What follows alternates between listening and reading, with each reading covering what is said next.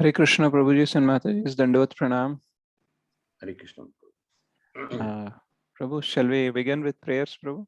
Yes. Okay, I'll just share prayers.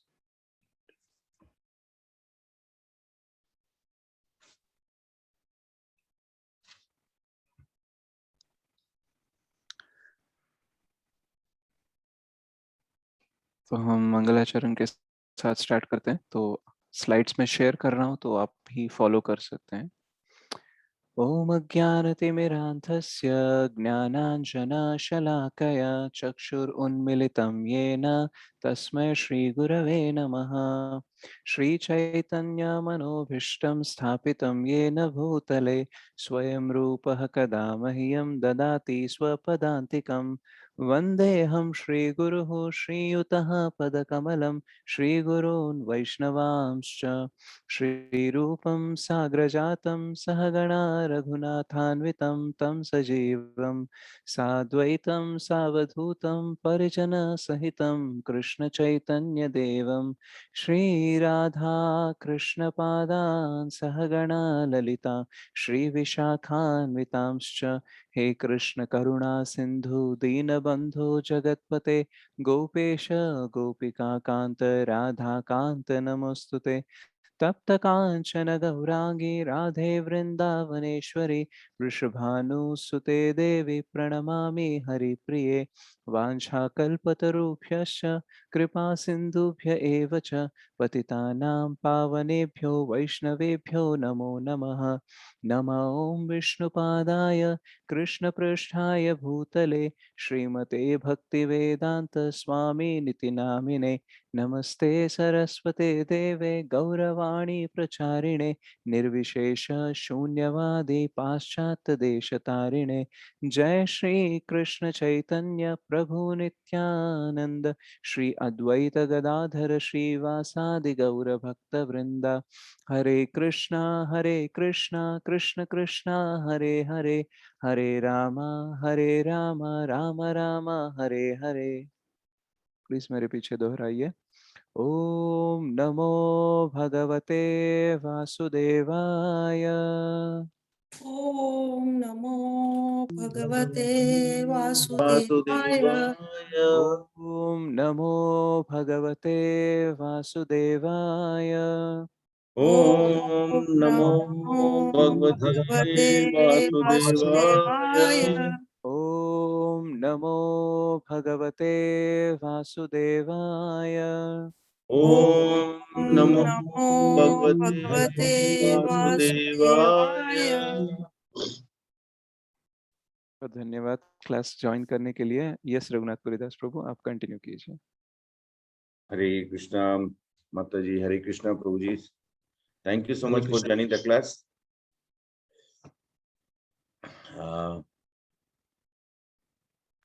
हरे कृष्णा उर्मिला माता जी, हरे कृष्णा प्रभु मिश्र प्रभु, हरे कृष्णा सूर्य प्रभु, हरे कृष्णा महावदन्य प्रभु जी, हरे कृष्णा श्रीहर्ष प्रभु जी। तो हम लोग 2 सत्र कंप्लीट किए, आज तीसरे सत्र में हम लोग हैं। और आज का भी जो टॉपिक है बहुत ही विशेष है, तो इसके ऊपर में हम लोग चर्चा करने से पहले am I loud and clear? Yes, Prabhu. Yeah. Clear, Prabhu. Clear. Hare Krishna Khushboo is hospitalised. माता जी क्या हुआ माता जी? हरे कृष्णा। हरे कृष्णा प्रभु जी। माता जी प्रभु जी, उसको कुछ इशू हुआ है, क्रिटिकल कंडीशन हुई है, तो कल इवनिंग में उसको एडमिट किया। वो शी इज इन मुंबई, तो please do pray for her. हम सभी शी लोग needs blessings of all Krishna conscious devotees and Lord Krishna. Please do pray for him. या माता जी, हरे कृष्ण माता जी। हम सभी लोग उनके लिए प्रार्थना करेंगे और जल्दी स्वस्थ हो, ऐसे हम भगवान से मनोकामना अपनी पूर्ण करने के लिए कहते हैं। और क्योंकि माता जी से हमारा तो हुआ नहीं था, लेकिन फिर भी जो भी क्योंकि कल वो ज्वाइन की थी, कल 2 दिन ज्वाइन की थी शायद। जी, मैंने अभी उसको मैसेज किया है, if she will feel better she will join.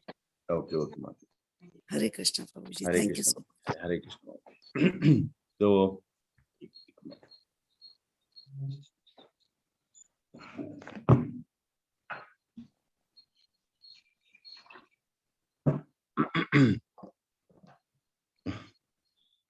आज ये क्लास करने के लिए मुझे ऑफिस से क्लास करना पड़ रहा है, क्योंकि कल रात को भी हमारी ड्यूटी थी यहाँ पे, तो मैं प्लांट में हूँ।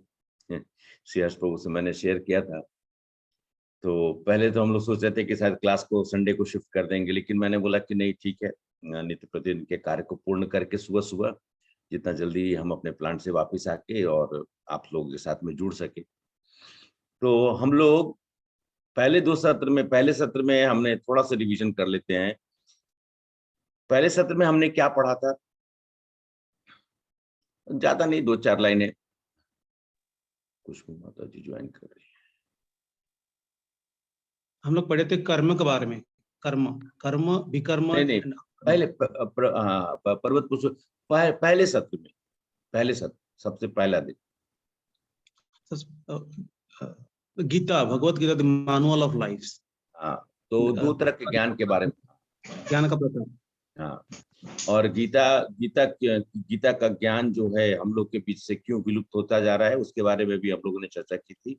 भौतिक ज्ञान और आध्यात्मिक ज्ञान, 2 चीजों के बारे में बात की थी, और गीता हमारे लिए लाइफ मैनुअल है।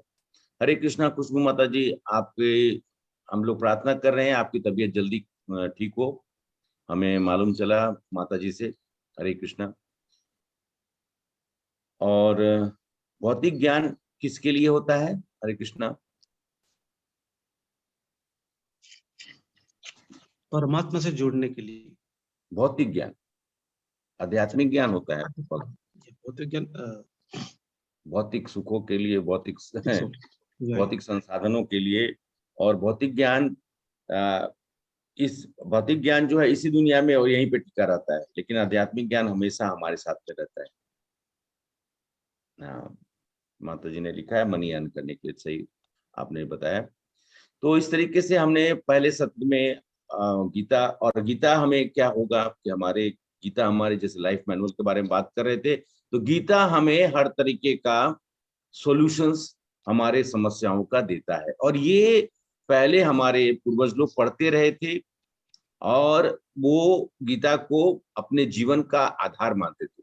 लेकिन धीरे धीरे हमारे जैसे कहते थे कि भगवान ने ज्ञान दिया था सूर्य भगवान को 40 लाख साल पहले, वही ज्ञान को वो बीच में धीरे धीरे अवरुद्ध हो गया। वो ज्ञान जो है आगे नहीं बढ़ा, परंपरा में आगे नहीं बढ़ा, तो बाद में खुद फिर भगवान को आना पड़ा और उन्होंने अर्जुन के माध्यम से ये ज्ञान हम लोगों के लिए दिया। और दूसरे सत्र में कल हम लोगों ने क्या पढ़ा था? पर्वत प्रभु आपने सही बोला, कर्मा के बारे में।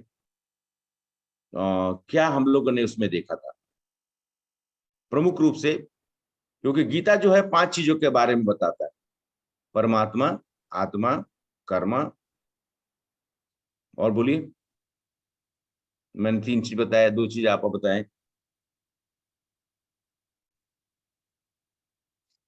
प्रकृति और काल। तो ये 5 चीज के बारे में कल हम लोगों ने चर्चा की थी, कर्मा के बारे में। क्योंकि विशेषकर बहुत बार हम इस चीज को समझ नहीं पाते हैं कि कर्म जो है, कर्मा का हमारे जीवन से क्या कैसे जुड़ा हुआ है। तो कल हमने जब कर्म के बारे में कहा, तो कोई भी ये बोल सकता है कि कर्म से हमारा जीवन कैसे जुड़ा हुआ है?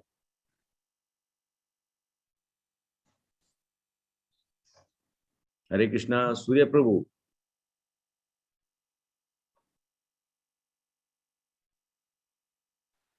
हरे कृष्णा। हरे कृष्णा सूर्य प्रभु जी, आप आपने कल सेशन ज्वाइन किया था? नहीं। अच्छा ठीक है प्रभु, कोई बात नहीं। तो इसलिए हम लोग रिवाइज कर रहे हैं, और आज का सेशन में आप रहें तो आपको, और रिकॉर्डिंग्स है, श्रीहर्ष प्रभु ने रिकॉर्डिंग भी शेयर किया था। माता जी ने लिखा है पूर्व जन्म के कार्य को। ठीक है माता जी, आपने सही बोला है। तो कर्मा जो है वो हमें हमें दूसरे सत्र में जो हम लोगों ने पढ़ा था कि कर्म क्या होता है, कर्म के ऊपर क्यों विशेष ध्यान देना चाहिए, क्योंकि कर्म ही आधार है, कर्म ही आधार है हमारे जीवन के अन्य प्रकार के योनियों में प्रवेश करने के लिए। कर हमारे सुख, कहते हैं ना कि हम इस भौतिक जीवन में सुख दुख और ये सब जो चीजें होते रहे, उस कर्म उसका सबसे आधार स्तंभ है। इसलिए हमें कर्म को, कोई भी कर्म को करने से पहले जरूर 2-3 बार मनन करना चाहिए, चिंतन करना चाहिए, क्योंकि ये कर्म आधार बनता है। और 3 प्रकार के कर्मों के बारे में कल हम लोगों ने चर्चा की थी, एक पाप कर्म, एक पुण्य कर्म और एक अकर्म।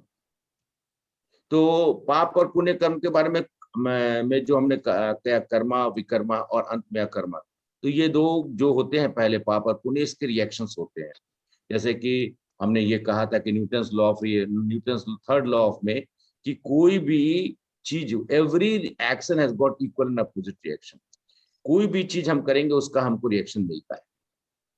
तो अगर ऐसा है तो फिर हमारे जीवन में तो हम हर चीज पाप पुण्य के भाव से तोलेंगे, तो फिर हम कैसे उस चीज से मुक्त होंगे। तब हमने आपसे बताया था कि हमें अकर्मा करना होता है, जिससे कि हम इन सभी रिएक्शन से मुक्त हो जाएंगे। और एक विशेष कर बहुत जरूरी चीज है समझना, कि बहुत बार लोग बोलते हैं कि गलती से हमसे हो गया, इग्नोरेंस में, हम जानते नहीं थे हो गया। लेकिन ये ना जानना हमारे लिए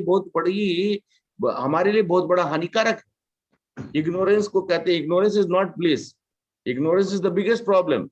ये जो हम ना समझ के, या हम ऐसा कहते हैं, अब आपको एक छोटी सी एग्जांपल बताता हूँ। छोटा बच्चा है, आग लगा हुआ है, बच्चा इग्नोरेंट है, लेकिन क्या आग जो है बच्चे को नहीं जलाएगा अगर वो हाथ जाके डालेगा तो? उसको तो उसका रिएक्शन मिलना ही है, लेकिन बच्चा तो इग्नोरेंट है।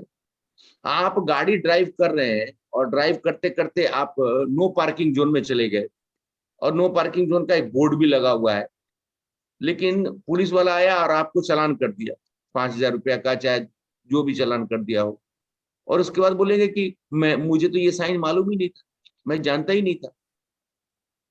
आपको फाइन देना पड़ेगा क्योंकि आपने गलती की है। आप ऐसा नहीं बोल सकते कि मैं इग्नोरेंट था, मुझे नहीं मालूम था इसलिए गलती हो गई। कितनी बार ऐसा होता है कि हम अपने जीवन में भी देखते हैं, खाना खराब है शायद हमें, और हम उसको खाते हैं, खाने को हम खाते हैं, और वो खाना खराब होने का उसका रिएक्शन क्या होगा? पेट खराब होगा, तबीयत खराब होगी, अस्वस्थ हो जाएंगे।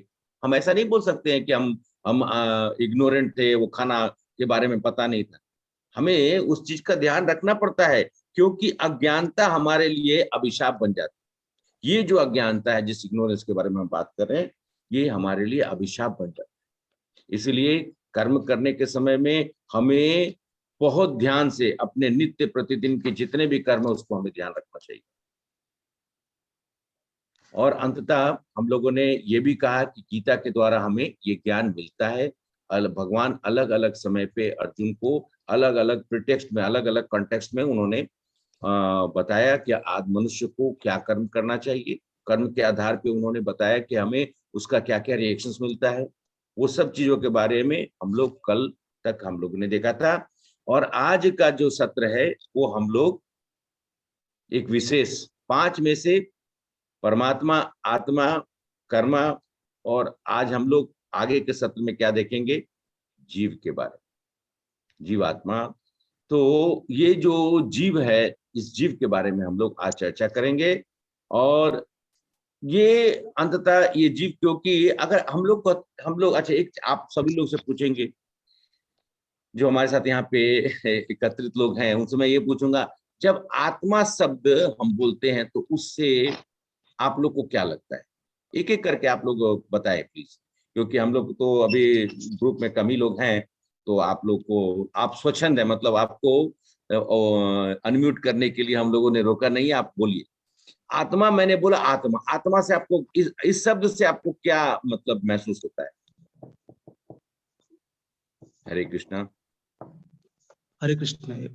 हाँ बोलिए। परमात्मा के एक अंश है, जी, परमात्मा का एक अंश है, part and parcel of prime soul और गॉड। अच्छा अच्छा।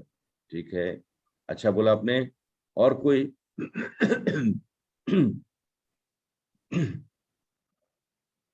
हरे कृष्णा। पूनम माता जी हरे कृष्णा। हरे नम्रता माता कृष्ण जी, सर।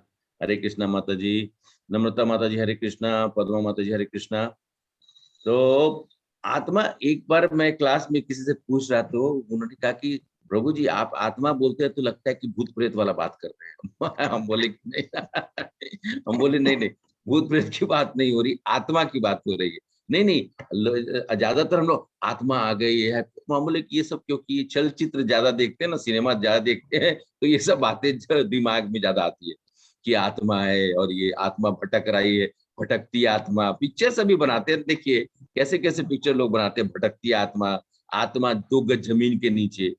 तो इसलिए, लेकिन आत्मा जैसे कि आप प्रभु आपने कहा कि सही बात है, आत्मा जो है भगवान का अंश है। तो हम इस आत्मा के बारे में जो हम अभी मतलब जो डिस्कस करेंगे, सबसे पहले जरूरी है समझना कि आत्मा क्या है।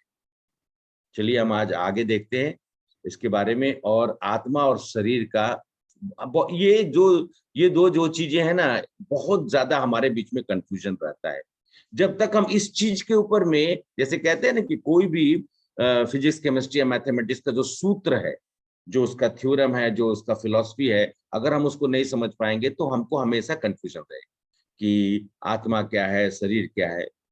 तो आप लोगों को पहचान करने में दिक्कत होती होगी, लेकिन फिर अभी हम लोग आगे ये, क्योंकि हर हर के साथ ऐसा होता है। ये नहीं कि सिर्फ मैं भी शुरुआत में अपने शरीर और आत्मा के इस मतलब स्वरूप को समझने में मुझे भी बहुत दिक्कत हुई, और मैं बार बार प्रश्न करता था।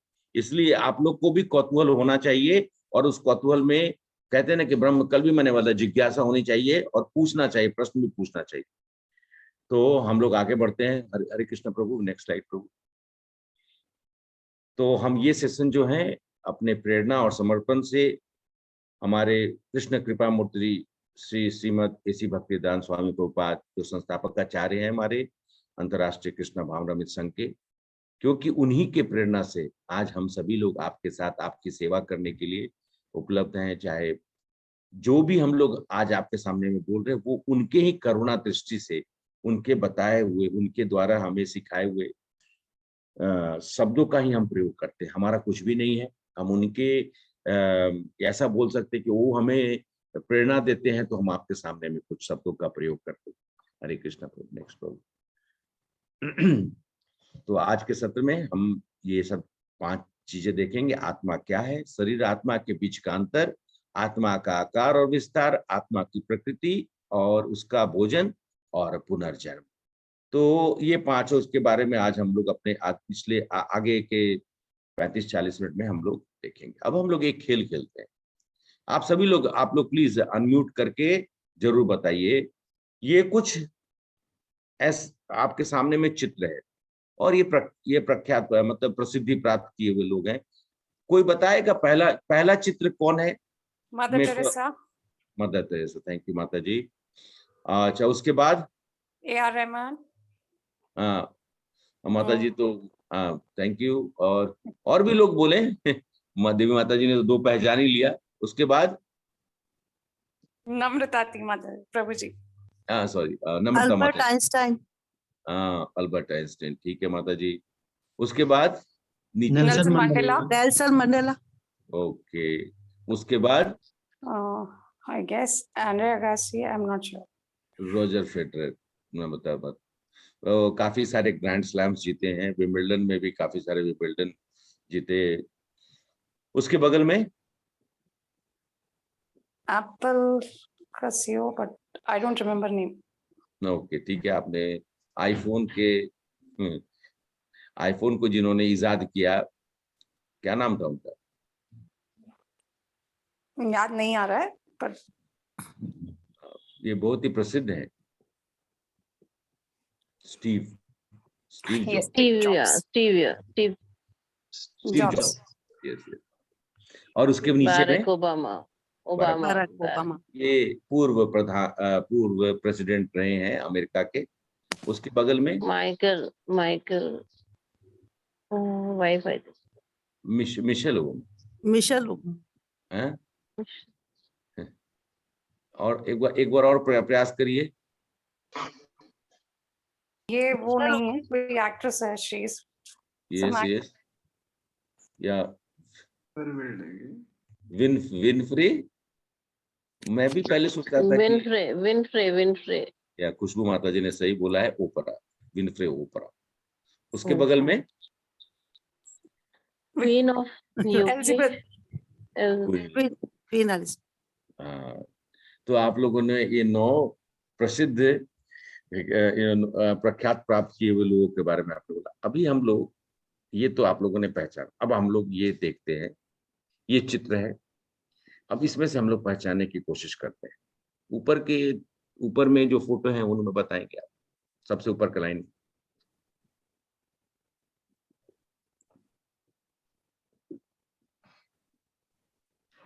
थोड़ी दिक्कत हो रही है।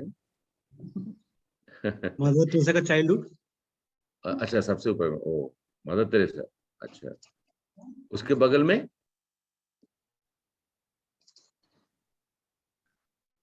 वो 2 बच्चे एक साथ है ना, उसमें से जो मतलब बड़े जो दिख रहे हैं उनको पहचानने की कोशिश करें। चलिए उसके बगल में देख लीजिए, सबसे आगे नहीं, प्रभु नेक्स्ट बैक स्लाइड, उसके बगल में देख लीजिए। I think the previous child का सब चाइल्डहुड है, आई एम गेसिंग। अच्छा, हाँ, तो वो तो इसलिए तो आपके सामने में लाए हैं, पहचानने की कोशिश करिए। ये तीनों फोटो ऊपर का एक लाइन वो एक ही है, एक ही मनुष्य है, और वो जो है आपको बताएंगे, गेस करिए। अभी वो तीनों एक ही है, अब इतना मैंने बताया।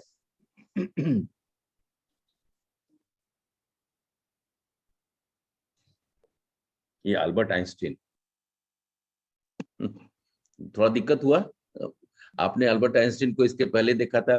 प्रभु can we go to back slide, या अल्बर्ट आइंस्टीन को देखा था आपने, ये तीसरा वाला ए आर रहमान के बगल में। अभी नेक्स्ट स्लाइड प्रभु, और आप देखिए यहाँ पे अल्बर्ट आइंस्टाइन, ऊपर में तीन चित्र एक ही है। ओके, अच्छा, उसके बाद नीचे में पहचानने की कोशिश करिए। Queen Elizabeth. Queen Elizabeth. आप लोगों ने अब थोड़ा सा आप लोग गेस किए कि हाँ ठीक है, ये तीनों चित्र सही है। एक ही छोटी थी, उसके वो थोड़ा बड़ी, और उसके बाद ये युवावस्था में, और उसके नीचे में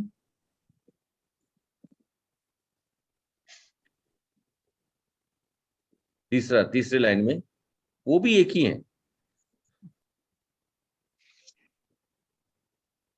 नेल्सन मंडेला। और गेस करिए। नहीं, ये यहाँ बैक तो दिस इज अ प्लेयर, अभी आप जिसका नाम बोल रहे थे। Roger Federer. Roger Federer. अच्छा, चलिए अब नेक्स्ट स्लाइड प्रभु, नेक्स्ट स्लाइड बिल्कुल। अब देखिए ऊपर के 3 लाइन, वो क्योंकि अभी Barack बराक ओबामा नहीं, एक बार Nelson और guess. Mandela. Mandela. Nelson Mandela. Yes, yes. उसके नीचे में मंडेला।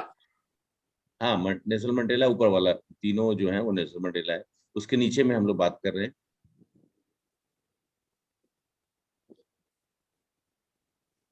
खुशबू माता जी ने बोला मदर तेरेसा, ठीक है। Mother Teresa. हाँ, तो अब देखिए उनका ये 3 चीजें में देखिए, वो 3 चेहरे जो है एकदम अलग ही दिखाई दे रहे हैं, और जो हमने सबसे शुरू में देखा था वो एकदम अलग ही दिखाई दे रहा है। और उसके नीचे में सबसे अंत में जो 3, वो ओबामा। ठीक है। तो हम लोगों ने अभी आप ये देखिए, अब आगे देखिए, और ये 3 है। जो सबसे ऊपर का लाइन है, that is opera, one is opera. One नहीं, वो तीनों एक ही है, विनफ्रे विनफ्रे। ओपेरा। तीनों एक ही है। तीनों एक ही है, वो विनफ्रे ओपेरा है। अच्छा, उसके नीचे में ये थोड़ा देसी लग रहे हैं ना, सेकंड लाइन में ए आर रहमान रहमान। क्योंकि थोड़ा भारतीय है इसलिए जल्दी हम लोग पहचान लें। और उसके नीचे में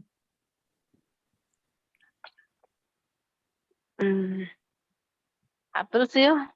Steve jobs. Steve Jobs. Steve Jobs.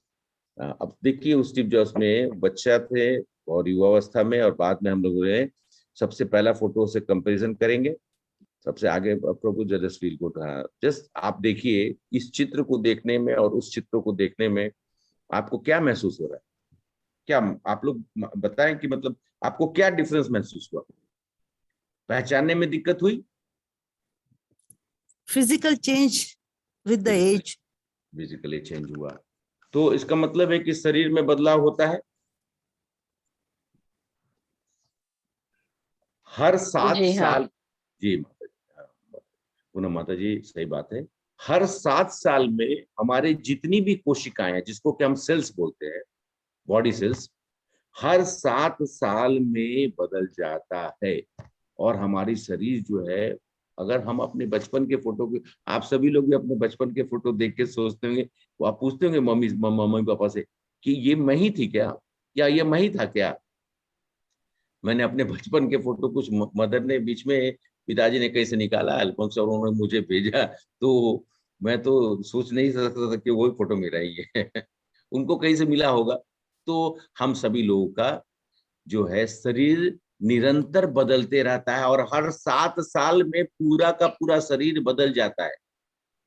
हर 7 साल में पूरा का पूरा शरीर जो है हमारा, वो बदल जाता है। रंग रूप जितनी भी है, तो उसको कहते हैं कि जितनी भी हमारी सेल्स है, क्योंकि उर्मिला माता जी डॉक्टर हैं, तो वो समझ सकती हैं कि हमारे शरीर की जितनी भी कोशिकाएं सब बदल जाती है।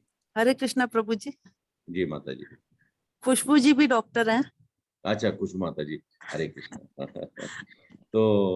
तो माता जी लोग, मतलब आप लोग सोच, जो हम मैं बता रहा हूँ आप लोग रिलेट कर सकते हैं कि सेल्स विल चेंज, और सेल्स जो है हमारा बदल जाएगा, कोशिकाएं बदलेंगी, हमारा रंग रूप बदलेगा।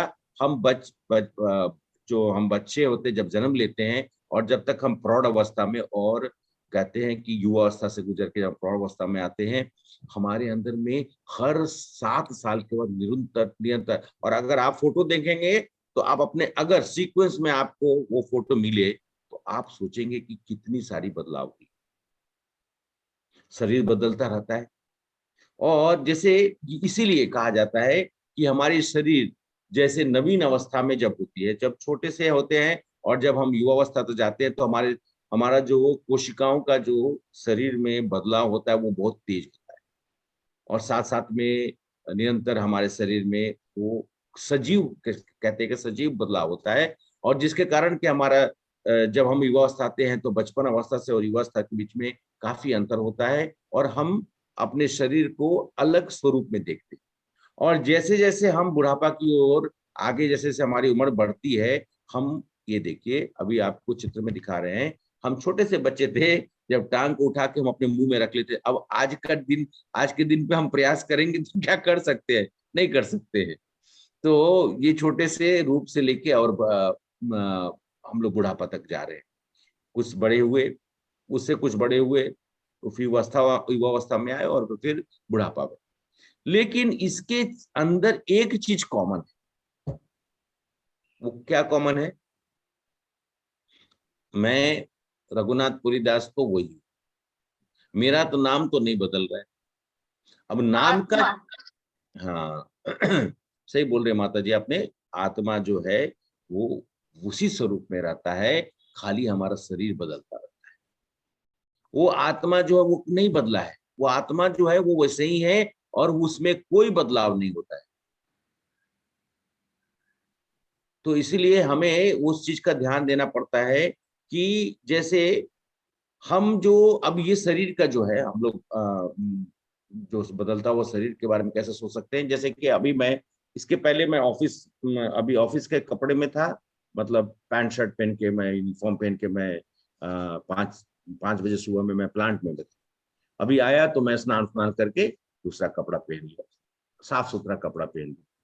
उसी तरीके से ये आत्मा जो है समय समय पे शरीर को बदलता रहता है, और नए कपड़े को, जैसे नए कपड़े को हम धारण करते हैं, उसी प्रकार से आत्मा जो है वो नए वस्त्र को धारण करता है, और ये प्रक्रिया चलती रहती है।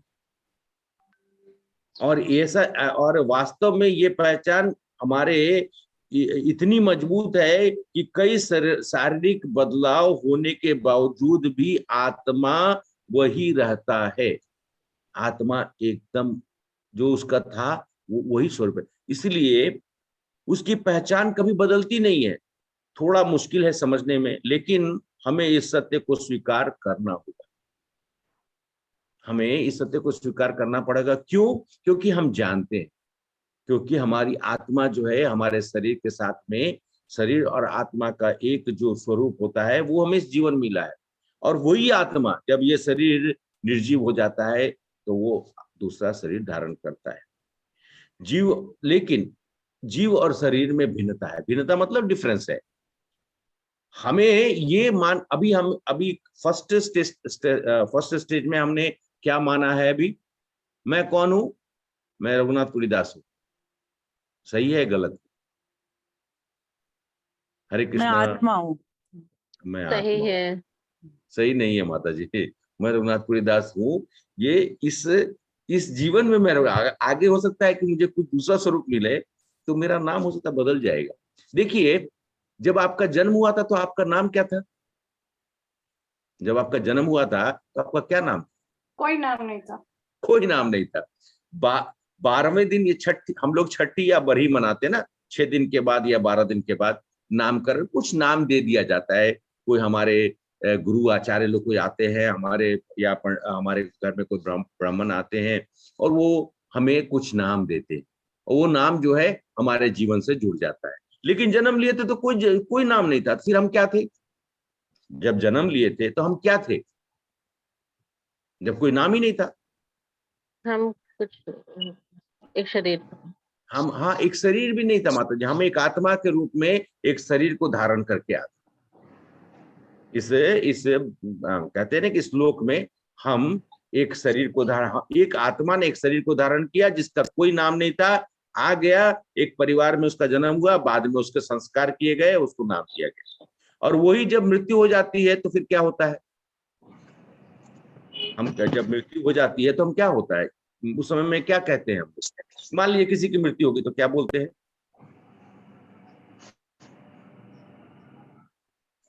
शरीर शांत हो गया। हाँ, शरीर शांत, या देहांत हो गया। आत्मा, हाँ। या आत्मा सेट हो गई, हाँ। उसकी आत्मा वो, जब सेट हो जाती है, शरीर से अलग हो जाती है। तो माता जी क्या बोलते हैं? XYZ जो है वो चले गए। अरे कौन चले गए भाई? शरीर तो वहीं पे है। कौन चले गए? आत्मा। हाँ, शरीर तो वही, वो सिंह, मतलब कोई भी XYZ हो, वहीं शरीर तो वहीं पे दिखाई दे रहा है। लेकिन लोग क्या बोलते हैं? वो चले गए, या चल बसे, या निकल गए। तो क्या निकल गया, क्या चला गया, यही आता है। तो हमारा पहचान जो है आदि अनादि से उसी आत्मा से है। और आत्मा नश्वर है। हम आगे इसको हम लोग पढ़ेंगे। शरीर कई तरीके से बदलता रहता है, लेकिन भीतर की आत्मा वही रहती है। ये समझने के लिए विभिन्न तरीके के, वास्तव में आत्मा क्या है, हम इस शरीर में क्यों रहते हैं, हमें शरीर क्यों मिलता है, ये कल हम लोगों ने चर्चा की थी कर्म के बारे में, कि कर्म के वजह से हमें कुछ शरीर, कुछ योनि में प्रवेश करने का मतलब जैसे कि नियम बना हुआ है, उस शास्त्रों का नियम के अनुसार हमें वो मिलता है। अब आगे की चर्चा करते हैं कि ये जीव और ये शरीर, ये हम शरीर नहीं है, हम आत्मा। यहाँ तक हम लोगों ने अभी जान लिया है। ठीक है, आप लोग एग्री कर रहे हैं? Hare Krishna. Yes. Yes, okay. आप Venkatesh garu, thank you so much प्रभु फॉर ज्वाइनिंग। तो हम लोग अभी यहाँ तक हम लोग आके, हम शरीर नहीं है, हम आत्मा, ये हमें अंदर में विश्वास हो चुका है। इतना तो मैंने आप लोगों के सामने में बताया, तो कम से कम अभी आपको, क्योंकि आप थे, आप हैं और आप रहेंगे, ये आप मन में ये पूर्ण रूप से स्थापित कर लीजिए। ये कभी नहीं, हम लोग का शरीर जो है हम बदल लेते हैं, लेकिन हम थे, हैं और रहेंगे। ये हम शाश्वत हैं। तो अब हम लोग आगे नेक्स्ट स्लाइड पर। शरीर और आत्मा ये एकदम भिन्न है, एकदम अलग। ये प्रकृति जो है बिल्कुल अलग है। हरे कृष्ण। हाँ, तो शरीर और आत्मा जो है एकदम अलग है, ये बिल्कुल विपरीत प्रकृति के हैं। तो हम लोग अब शरीर और आत्मा के बीच के अंतर को समझने की कोशिश करेंगे। अगले 10 मिनट में इसका प्रयास करेंगे कि असल में शरीर क्या है और आत्मा क्या है। तो शरीर जो है वो जाति या आनुवांशिक या प्रवृत्ति, आयु और अन्य कारकों के आधार पर होता है। मतलब हमको, जैसे मैंने बताया था, कर्म के अनुसार हमें कोई जन्म, कोई योनि या कोई जैसे कोई देश में या कोई काल में, तो वो हमारा जन्म होता है। आत्मा क्या होता है? हमेशा एक जैसा ही होता है, एक जैसा ही दिखता है। अच्छा, आप लोगों से एक प्रश्न करता हूँ, आप लोगों ने आत्मा देखा है क्या? नहीं। अच्छा, नहीं, वो पिक्चर में दिखाते हैं, एक ज्योत निकल रहा है दिया के जैसा और ऊपर चला जा रहा है। तो बहुत लोगों ने सीरियस देखा होगा, तो उसमें दिखाई देता है कि ना वो माता जी लोग थोड़ा बोल सकती है कि वो कैसा लगता है कि एक दिया निकल के जा रहा है, ज्योत निकल के जा रहा है। को बहुत लोग बोलता है कि आत्मा एक ज्योत है। आप लोग क्या इस पे विश्वास करते हैं? आत्मा, अच्छा, कुछ लोग बोलता है कि आत्मा निराकार है, क्या इस पे आप विश्वास करते हैं? हाँ प्रभु जी, निराकार है, एक्सेप्ट करते हैं, पर वो ज्योत है हमको नहीं पता। अच्छा, माता जी, हरे कृष्णा। वेंकटेश प्रभु, आप म्यूट कर दीजिएगा प्रभु, तो बैकग्राउंड कुछ आवाज आ रही थी। हाँ, हरे कृष्ण, थैंक यू प्रभु जी। तो आप जब आपको बोलने की इच्छा हो तो आप अनम्यूट करके बोल सकते हैं। तो माता जी, नमता माता जी, आत्मा निराकार भी नहीं है, आत्मा साकार है। ये हम लोगों, बहुत बार ऐसा होता है कि हम लोग को बताया जाता है, लेकिन असल में आत्मा साकार है। आत्मा का क्या साइज है, ये हम लोग अभी आपको मैं बताता हूं, और ये मैं नहीं, ये शास्त्रों के द्वारा बताया गया है। आत्मा जो है, हमारे एक बाल जो है उसका अग्र भाग, मतलब आगे का भाग को 100 भाग में बांटेंगे। एक बाल के आगे का भाग को 100 में बांटेंगे और उस 100 भाग में से एक को फिर से 100 भाग में बांटेंगे। मतलब एक बाल का 1/10,000, बाल के अग्र का 10,000 हिस्सा जो है वो हमारा आत्मा का साइज है, बड़ा ही सूक्ष्म है। इसको क्या है, वो शास्त्र में गए, केशाग्र सत भागस्य सदस्य सरस भागस्य जीव सूक्ष्म स्वरूप, ये शास्त्र में लिखा हुआ है। तो संख्या, मतलब कि अगर हम इस संख्या को देखेंगे तो आपको कोई, हमारा बाल, आप सभी लोग अपने बाल का अग्रभाग को देखेंगे कितनी छोटी सी होती, कितना अगर, और उसको भी हम 10,000 भाग में बांटने की बात कर रहे हैं। तो बात यह है कि आत्मा बहुत ही सूक्ष्म है। और आत्मा को, सही बात है, जैसे कि आप सभी लोग से एग्री करते हुए, किसी ने आत्मा को देखी नहीं। और ये सब जो है ना, जो आजकल जो हमें सब बताते हैं, आत्मा को कोई नहीं देख सकता है। यहाँ तक कि साइंस भी अभी तक इतना डेवलप नहीं किया है कि आत्मा के मतलब आत्मा को देख सके। हाँ, आत्मा की परछाई का कुछ अन्मूलन बहुत ही सूक्ष्म माइक्रोस्कोप होता है, उससे कुछ परछाई के बारे में कहीं पे थोड़ा सा लोगों ने मतलब ये किया, जिससे कि लोगों को मालूम चला कि हाँ, आत्मा होती है। तो आत्मा जो है हमारे हर शरीर में, चर चराचर अचर जितने भी योनि है, सब में आत्मा है। और अब शरीर जो दूसरा चीज है, शरीर जो है हमें स्पष्ट रूप से देख सकते हैं, शरीर को छू सकते हैं, शरीर को हम अपने आंखों से देख सकते हैं, लेकिन आत्मा अदृश्य है और प्रत्यक्ष अवलोकन करना या पहचानना बहुत मुश्किल है। आप ये नहीं कर सकते हैं कि ये आत्मा जो रघुनाथपुरी दास का आत्मा है, ये आत्मा XYZ का है, या ये आत्मा, वो आप पहचान नहीं कर सकते। तो जितना ज्यादा से ज्यादा, मैंने जैसे कि अभी आपको बताया था कि एडवांस से एडवांस माइक्रोस्कोप भी अभी तक इसको ठीक तरीके से नहीं ढूंढ पाया है, और वो शायद होगा भी नहीं। तीसरी चीज है शरीर में, अच्छा, शरीर में चेतना होती है। हरे कृष्णा, शरीर में चेतना होती है। चेतना मतलब कॉन्शियसनेस की बात कर रहा हूं, आप लोग प्लीज बोलिए, शरीर में चेतना होती है? हाँ होती है सर, होती है। अच्छा, और कोई? शरीर में चेतना तभी तक रहेगी प्रभु जी जब तक वो आत्मा उसमें बसती है।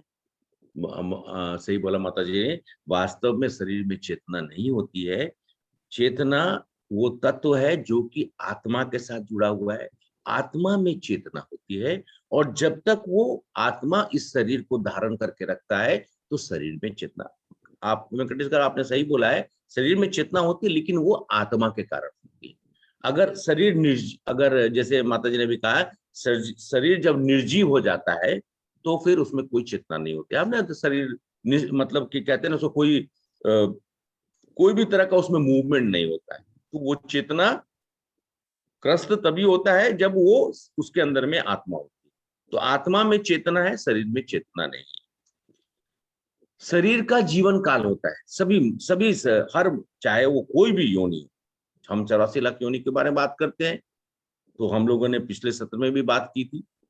84 लाख योनि में हर योनि को एक शरीर, चाहे पेड़ पौधा नवचर जलचर जितने भी है, सभी मनुष्य जानवर, तो सभी को एक शरीर मिलता है। लेकिन वास्तव में आत्मा को कोई शरीर है?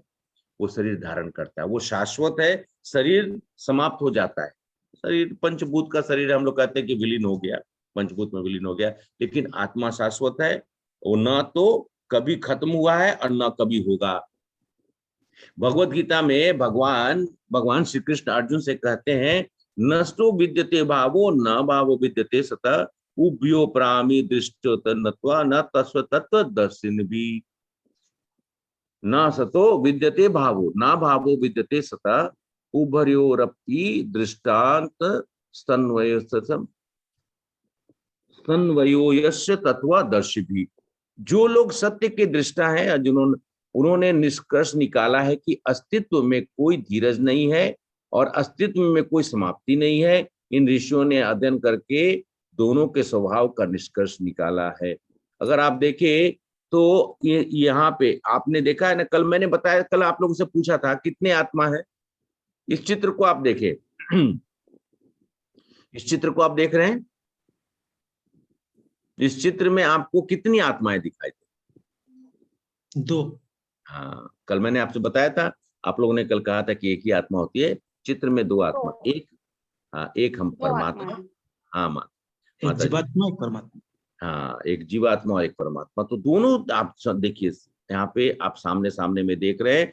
ये शोध करने के बाद ये तत्वदर्शियों ने, हमारे जो श्रेष्ठ वैष्णव, श्रेष्ठ जो हैं, वो सब आचार्यों ने बताया है कि भगवान हमारे साक्षी हैं। भगवान परमात्मा और आत्मा दोनों का निवास स्थान कहाँ पे होता है? कल बताया था आप लोगों को, हमारे हृदय में। हृदय स्थानम, हृदय में ही दोनों का वास होता है। अच्छा, अब अगला चीज देखते हैं। शरीर में 6 प्रकार के परिवर्तन शरीर में होता है। ओके, 6 प्रकार के परिवर्तन हमारे शरीर में होता है। क्या क्या होता है? जन्म लेते हैं, वृद्धावस्था में आते हैं, कुछ समय के लिए जीवित रहना, हम प्रजनन करते हैं, हमारा शरीर का गिरावट होता है और अंत में विनाश हो जाता है।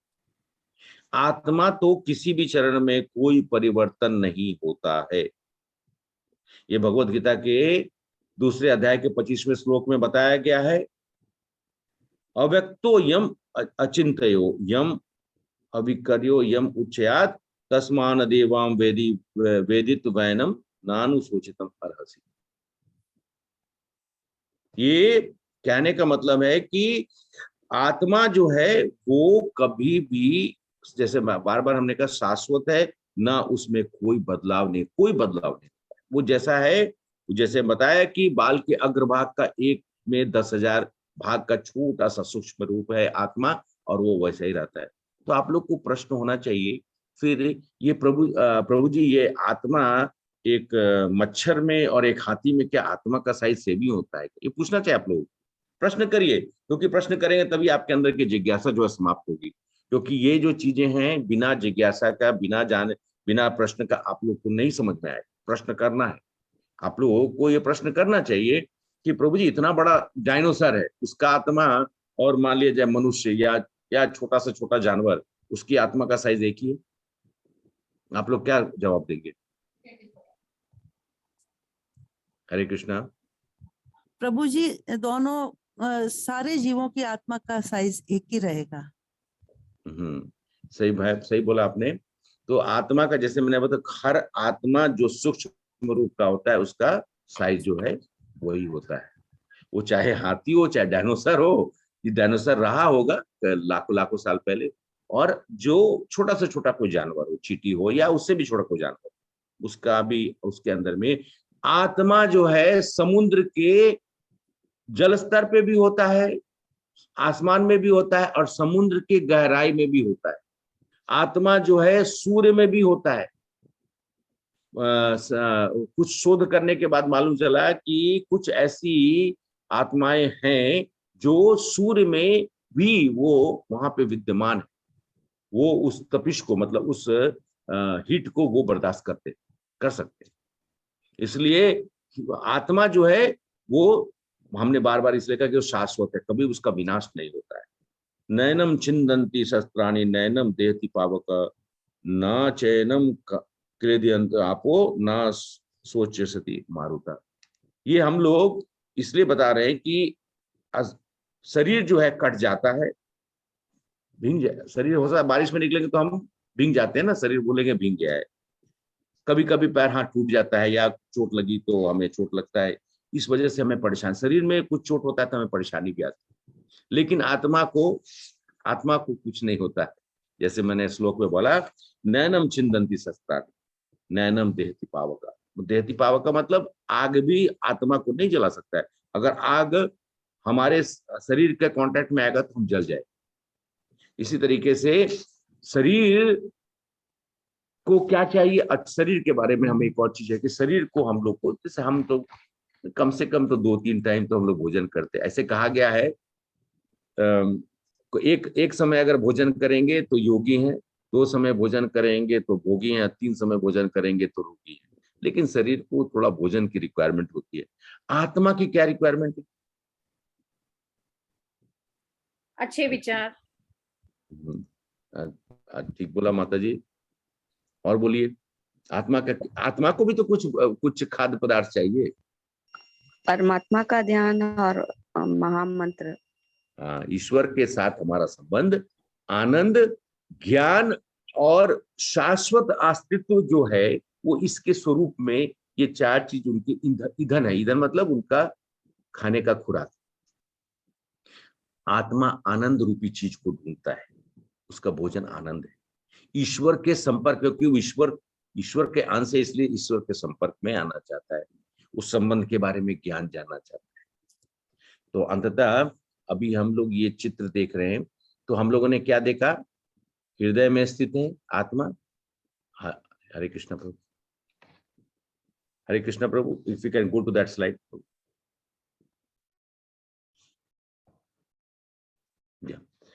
तो हमने अभी देखिए आप लोग यहाँ पे भी कि हृदय में स्थित है।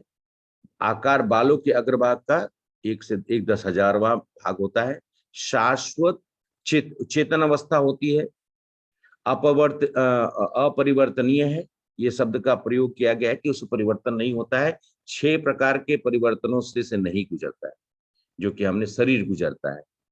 एक शरीर से दूसरे शरीर में यात्रा करता रहता है ये आत्मा।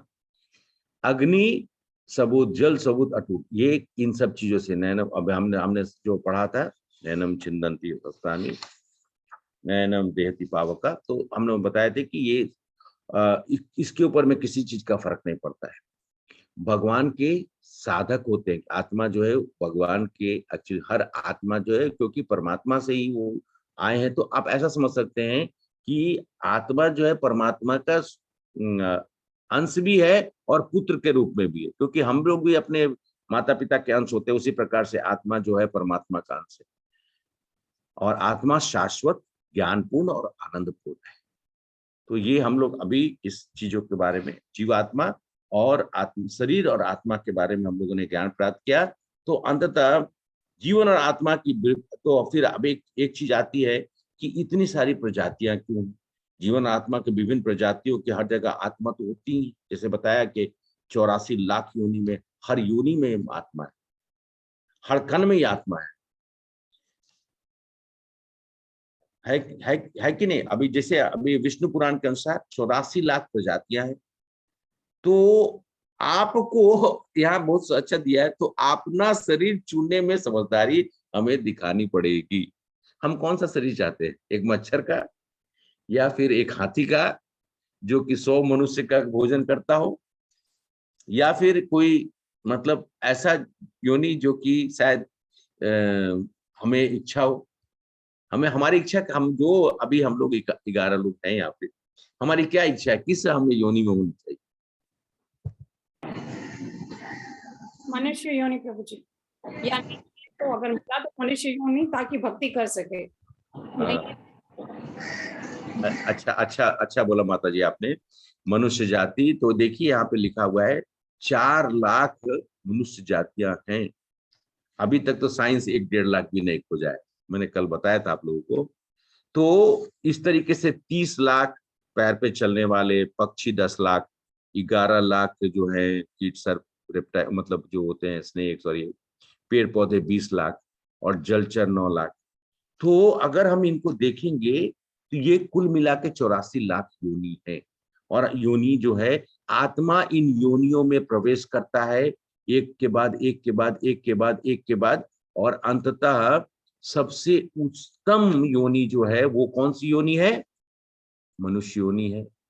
मनुष्य योनि में आने के बाद मनुष्य को भगवान एक सबसे, कह सकते हैं कि एक अमृत देते हैं। वो अमृत किस रूप में है? हम लोगों ने प्रभु जी हमें भला बुरा सोचने की क्षमता देते हैं, और साथ में भक्ति करने का एक हमारे पास जो सुविधा है वो और किसी प्रजाति में नहीं है। हाँ, तो हमें, जैसे कि हम लोग कहते हैं, हमें चेतना देते हैं, कॉन्शियसनेस देते हैं, वो अमृत हमें मिलता है इस मनुष्य में। लेकिन हम लोग क्या करते हैं उस कॉन्शियसनेस को? हम लोग पूरे जीवन उस कॉन्शियसनेस को दबा के रखते हैं, और हम कभी नहीं सोचते हैं कि ये जो हमें चेतना भगवान ने अमृत के रूप में दिया है, इसका हमें इस्तेमाल करके भगवान के उस व्यक्तित्व को याद करके, क्योंकि हम सभी भगवान के पास से आए हैं, हम बिछड़ गए हैं, हमने अंदर में भगवान से ईर्ष्या की है, इसलिए आज यहाँ भटक रहे हैं। और हम सोचते हैं कि हमने यहाँ पे एक परिवार बना लिया, अरे वो खत्म हो जाएगा, फिर अगला कोई परिवार बनेगा, वो कुत्ता बिल्ली गधा घोड़े पता नहीं किसका परिवार बनेगा। तो हमें अपने इस चेतना को पूर्ण रूप से विकसित करके भगवान के चिंतन मनन में, उस कार्य में हमें जोड़ना चाहिए, जिससे कि हमें इन योनियों के जो आप चाहते हैं कि योनि में भटकते रहे, गारंटी नहीं अगला योनि कौन सा मिलेगा। वो मैंने कल भी बताया था, एक गुरुजी के पास एक उनके शिष्य गए, उन्होंने कहा कि गुरुजी अमेरिका बहुत अच्छा देश है और वहां पे इतना सब कुछ है, हाँ, धन संपत्ति ये सब कुछ अच्छा है।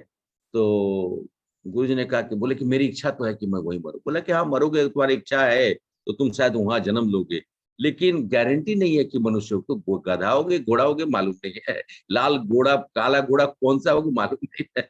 तो वो बोला कि ऐसा, बोले हाँ, तुमने किया क्या है कि तुम्हें मनुष्य योनि फिर से मिलेगी। और मनुष्य योनि में भी आने के लिए हम तो पहला चीज है कि हमारा यह है कि हमें इस मनुष्य योनि से मुक्त होना है, और मुक्त होके हमें भगवान के पास जाना है, अपने पिता के पास जाना है, परम पिता परमेश्वर, जहां से हम भटक के आ गए।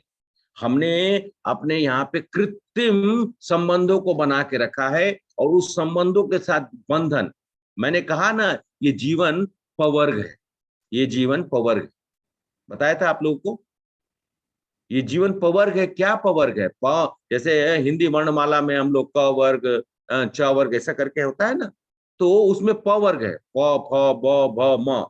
प का मतलब परिश्रम, फ का मतलब फेन आना, खूब परिश्रम करते हैं, मुंह से झाग निकलते रहता है, आप जानवरों को भी देखते होंगे, उनके मुंह से झाग निकलता है। ब क्या है? बंधन। भ क्या है? भय। और म क्या है? मृत्यु। हमारा पूरा जीवन ये पवर्ग में, अगर आप पवर्ग समझते हैं तो आप अपने पूरे जीवन को इसमें डिवाइड कर सकते हैं। हम परिश्रम करते हैं, हम थक जाते हैं, हमको बंधन हो जाता है, बंधन होने के बाद हमको भय होता है, बंधन टूटने का भय होता है, हर तरह का भय, और अंत में ये भय होते होते हमारी मृत्यु हो जाती है। तो इसलिए हमें जीवन में पवर्ग से निकल के भगवान की भक्ति में हमें जोड़ना पड़े। भगवान की भक्ति कहने का मतलब ये है कि हमारी चेतना को विकसित करनी पड़ेगी, और जो चेतना हमारा ईश्वर से जुड़ा हुआ है, जो चेतना हमें ईश्वर से जोड़ने के लिए दिया जाता है, इसलिए मैंने कहा कि अमृत हमें मिलता है। ये अमृत सिर्फ मनुष्य को मिला है, ये भगवान के दिया और विशेष अमृत है। लोग सोचते हैं अमृत पीने की बात करते हैं ना, आजकल तो कुछ मूर्ख लोग ये भी कहते हैं कि वो ड्रिंक्स मतलब दारू को पी के बोलते हैं कि तो ये तो सोमरस है, पता नहीं क्या क्या बोलते हैं। ये भाई मूर्खता वाली बातें करते हैं। भगवान ने चेतना हमें अमृत दी है, अमृत चेतना है, वो चेतना जिसको हमें विकास करना है। भाई समुद्र मंथन करने के बाद ही तो ये अमृत निकला था, अमृत कलश निकला था। वो भगवान जो उसको लेके निकले थे, कौन निकले थे? धन्वंतरी, शायद आप सभी लोग जानते होंगे। तो भगवान उस अमृत कलश को लेके जब निकले थे, वो समुद्र मंथन करने के बाद हुआ था। उसी तरीके से हमें भी अपने जीवन में इस अमृत को निकालने के, इस चेतना का विकास करने के, इस चेतना को लाने के लिए हमें समुद्र मंथन करना पड़ेगा, जीवन का मंथन करना पड़ेगा। हमें सोचना पड़ेगा ये जीवन हमें क्यों मिला है, हमें इस जीवन का किस तरह से उपयोग करना होगा, और इस जीवन के शाश्वत धर्म को हमें पहचानना पड़ेगा। हमारा जो मकसद है आपके साथ में, ये 3 सत्र तो हो गए, आज ये सत्र अब समापन की ओर है। आपके अंदर में वो कौतूहल, और वो मैं चाहता हूं कि आपके अंदर में जागृत हो, जिससे कि आप गीता, क्योंकि गीता तो 18 अध्याय का है, हम लोगों ने कहा सीक्रेट्स ऑफ गीता रिवील्ड, ये हम लोग सीक्रेट्स बता रहे हैं। ये चीज है जिससे कि आपको गीता के प्रति रुचि होगी, लाइफ मैनुअल जिसको हम लोगों ने कहा, और जब वो रुचि होगी तो आपकी चेतना का विकास होगा, और जब आपकी चेतना का विकास होगा तो आप परमपिता परमेश्वर से जुड़ जाएंगे, और आप अंततः उस असीम आनंद की अनुभूति करेंगे जिसके लिए हम सभी लोग भटक रहे हैं नित्य प्रतिदिन। कोई आदमी दुखित होना चाहता है? हम सभी लोग जो बैठे हुए, एक भी आदमी दुखित होना नहीं चाहता है, लेकिन हमारे साथ में बार बार ऐसी चीजें होती है जिससे हम दुखित होते हैं। हर मोमेंट में, 1 मिनट अभी हम मुस्कुराए नहीं थे कि दूसरे सेकंड में कुछ होता है जिससे कि हमें दुख होता है ना हमारे जीवन। कभी हम गाड़ी चला रहे हैं, कभी गाड़ी एक्सीडेंट हो गया, कभी किसी से कुछ बहस हो गया, कुछ नाश्ता बना रही है माता जी, उन्होंने उनसे कुछ पूछा, उसमें कुछ बहस हो गई, कुछ न कुछ एक क्रियाकलाप चलते रहता है। इसलिए चेतना का विकास बहुत जरूरी है। चेतना का जब विकास होगा तो हम इन सब कृत्रिम कार्य को हम समझेंगे कि ये कार्यकलाप है, ये चलता रहेगा। ये क्योंकि भौतिक दुनिया है, भौतिक चीजों से जुड़े रहेंगे, तो भौतिकता के वजह से हमारे जीवन में ये सब होगा ही, लेकिन हम अपने आत्मा के साथ में परमात्मा को जोड़ के उस चेतना का विकास करके हमेशा आनंद स्वरूप में रहेंगे। फिर ये सब चीजें हमारे लिए सुख दुख और ये सब हमसे परे हो जाएगा। हम अंततः, क्योंकि पुनर्जन्म एक जो चीज बच गया है वो पुनर्जन्म के बारे में है। पुनर्जन्म जो है, आप लोग पुनर्जन्म मानते हैं? हरे कृष्णा। 2-3 मिनट मैं और लूंगा क्योंकि 7 बज चुके हैं। आप सभी लोग का समय बहुत बहुमूल्य है। ये बहुमूल्य समय, जैसे कि मैंने आपने पिछले सत्र में बोला, आप लोग वो भाग्यशाली मनुष्य हैं जो अपने जीवन का ये बहुमूल्य समय यहाँ पे 1 घंटा भगवान के चिंतन मनन में, भगवान के बताए हुए शास्त्र का ज्ञान प्राप्त करने में दे रहे हैं। ये आपका जीवन में परमानेंट लिखा जाएगा, ये साइंड रहेगा कि आपने अपने समय का सदुपयोग किया था। कितने लोग हैं जो सदुपयोग करते हैं? हम लोगों ने बहुत सारा मैसेजेस बचा, बहुत सारे लोग ग्रुप में थे, बहुत सारे लोगों ने कमिट भी किया था कि ज्वाइन कर, लेकिन अंततः ये 11 लोग जो हैं वो पहले दिन से हमारे साथ में जुड़े हुए। तो आप लोग बताएं, पुनर्जन्म पे आप लोग विश्वास करते हैं? हरे कृष्णा। हाँ सब जी। हाँ जी माता जी। सूर्य प्रभु, do you believe in reincarnation or rebirth? Hare Krishna. Okay, I think your voice okay. तो सब लोगों ने कहा कि यस, पुनर्जन्म होता है, सही बात। पुनर्जन्म होता है। और ये जो जन्म का जो चक्र है ना, उसके बारे में तो हम लोग अभी बात कर रहे थे। Life cycle on and on, on and on.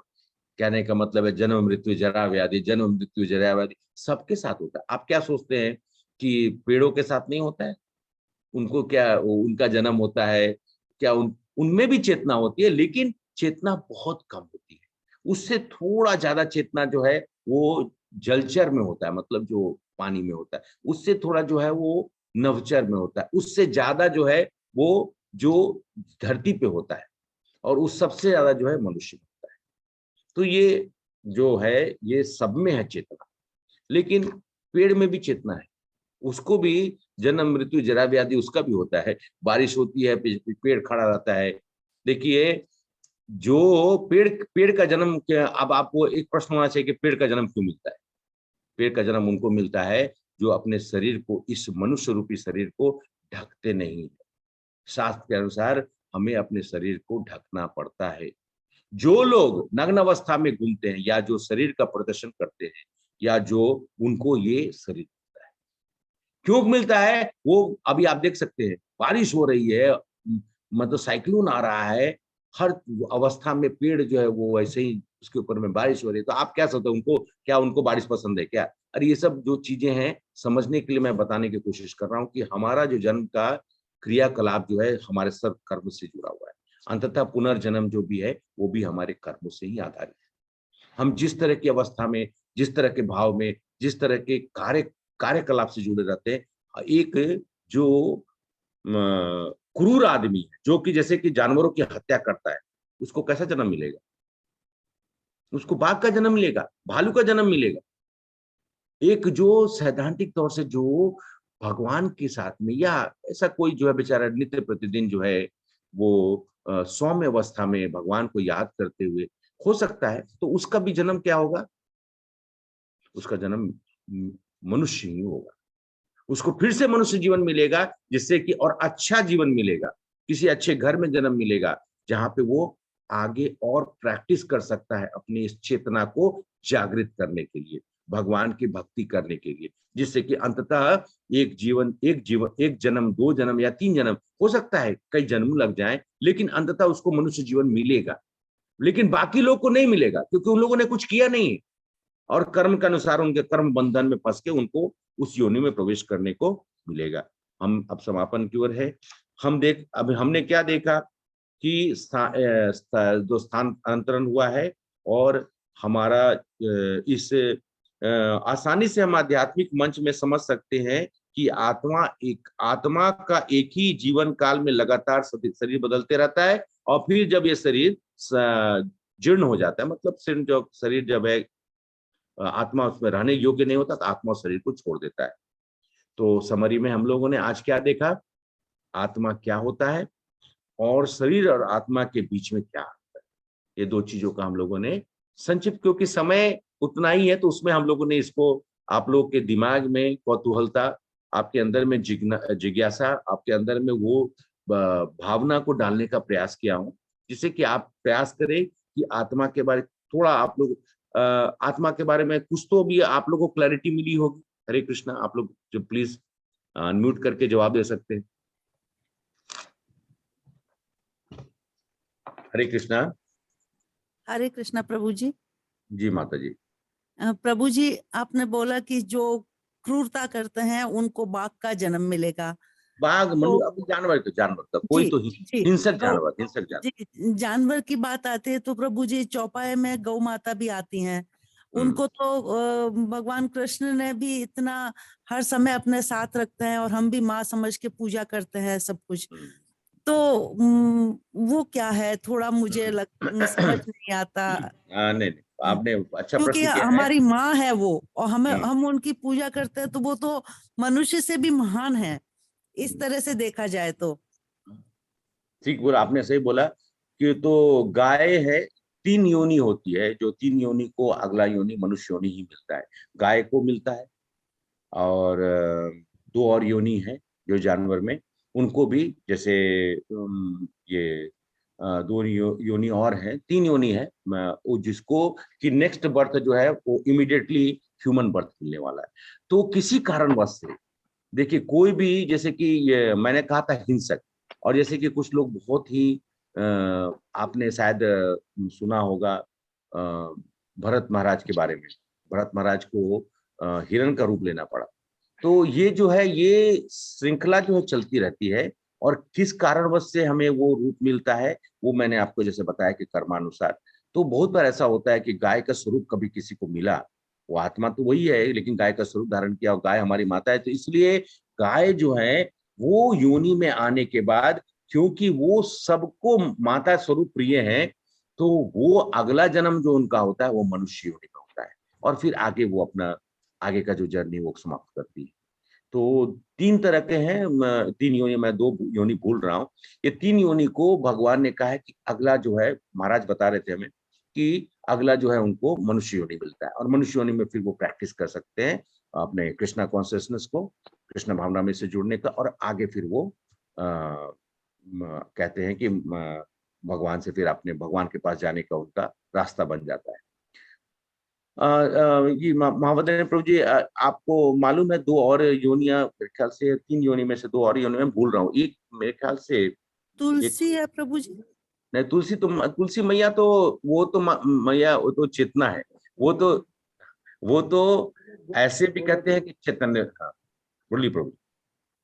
Actually मैंने गो के सुना था, बट सेकंड ओनली मनुष्य तो है ही, तो है मस्ट गो, ये 2 ही तो सुना था मैंने, थर्ड आई वाज नहीं, 3 है। मैं कल आप लोग को 2 और बताता हूँ, मैं लिख के रखा हूँ कहीं पे, मैं भी भूल रहा हूँ।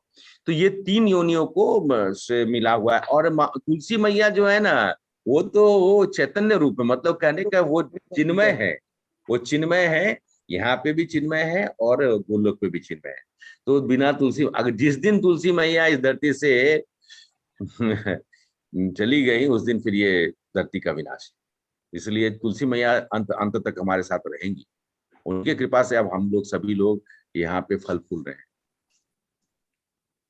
हरे कृष्णा। कोई प्रश्न हो तो आप पूछ सकते हैं, नहीं तो हम लोग समापन करेंगे। जी प्रभु जी, थैंक यू प्रभु जी। हरे कृष्णा माता जी। कोई और प्रश्न हो तो आप लोग पूछ सकते हैं।